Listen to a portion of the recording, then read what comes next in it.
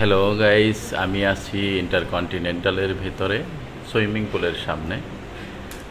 এটা হচ্ছে 2 তলাতে সুইমিং পুলটা। আমাদের বাংলাদেশে যে এত সুন্দর সুইমিং পুল সহ হোটেল আছে, এটা এখানে না আসলে আমি বুঝতেই পারতাম না।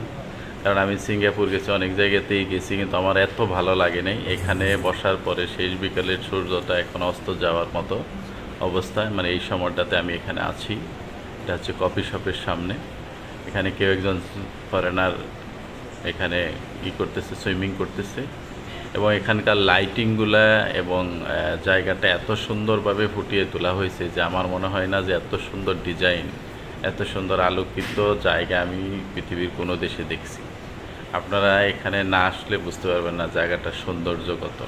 এই কফি শপে বসলে আপনার অনুভূতি এবং মনের অনেক কিছু চেঞ্জ হয়ে যাবে, যেটা এইখানে না আসা পর্যন্ত এইখানকার প্লেস সম্পর্কে বা বলে শেষ করা যাবে না। আমার কাছে এত ভালো লেগেছে।